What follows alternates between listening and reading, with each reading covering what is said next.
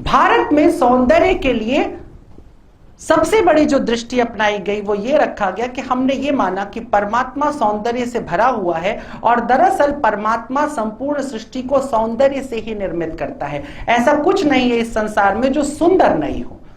यहां असुंदर जैसी कोई चीज नहीं है, यहां जो कुछ है वो बहुत सुंदर है, सिर्फ सुंदर नहीं, बहुत सुंदर। इसलिए मैंने कहा कि हमने गोबर से गणेश बनाया है, हमने गोबर गणेश बनाया।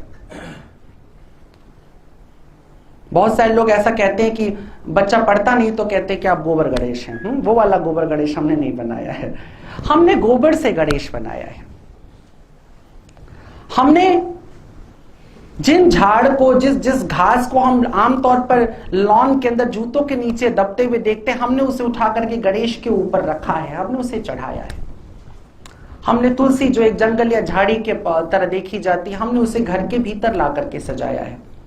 बुद्ध ने बैम्बू, सारे बांस को सबसे पवित्र बना करके अपने चारों तरफ रख लिया। जितने ऋषि महर्षि हुआ करते थे वो प्रकृति के बीच में, अरण्य में रहा करते थे और बच्चों को वहीं शिक्षा दिया करते थे। राजा के पुत्र होंगे दशरथ, विश्वामित्र लेकर के गए कहां? वो ताड़का, सुबाहु और प्रदूषण के बीच में लेकर के चले गए, जंगल के बीच में चले गए।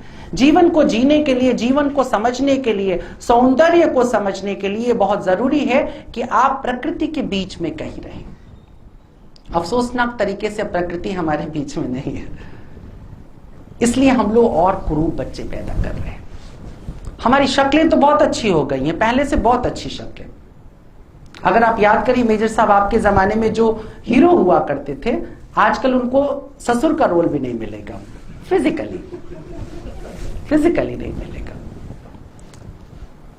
अभी बहुत सुंदर लड़के लड़कियां आते हैं फिल्मों में, बहुत मेंटेन, और सिर्फ फिल्मों में नहीं, हमारे आसपास भी। आप में से ज्यादातर जो लड़के दिख रहे हैं और लड़कियां दिख रही हैं वो सभी फिट हैं काफी, सभी मॉडलिंग के फीचर्स वाले हैं।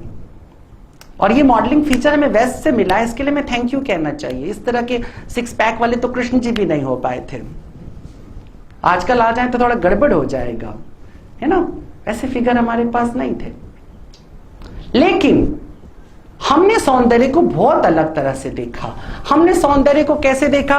हमने सिर्फ चंद्रमा में नहीं सौंदर्य देखा, हमने चंद्रमा के बाद चंद्रमा से गिरी हुई ओस में भी बहुत सौंदर्य देखा। उसके बाद उस ओस से फूटती हुई धूप में भी हमने बहुत सौंदर्य देखा। और फिर हमने तय किया कि और सोम से गिरा हुआ सोमरस प्रकृति के भीतर से फूटता है जीवन को लेकर के। आज सोमरस बरसता है। अभी सोमरस को लोग शराब समझते हैं ज्यादा से ज्यादा, ऐसा कुछ है नहीं। चंद्रमा के भीतर से जो चीज निकलती है, चंद्रमा माने चंद्रमा मनसो जाता है, चंद्रमा जातक का मन होता है, और मन को निचोड़ करके जो उसमें से निकलता है वो रस होता है, सोमरस होता है। लेकिन अब ये सब कभी और की बातें हैं।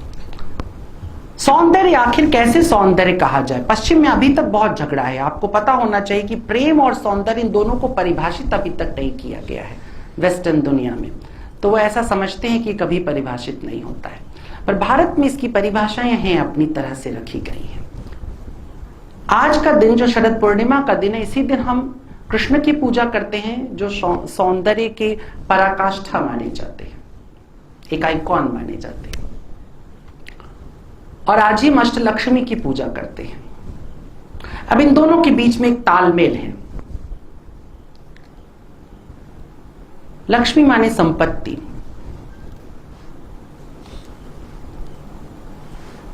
हम में से प्रत्येक व्यक्ति 8 लक्ष्मियों के साथ चलता है, मगर सब में इसका प्राकट्य नहीं हो पाता। किसी में 2 का, किसी में 3 का, किसी में 4 का। और जिस किसी में ये 8 की 8 लक्ष्मी समान अनुपात में प्रकट हो जाती है, वो अतीव सौंदर्य का स्वामी हो जाता है, परम ऐश्वर्य का स्वामी हो जाता है।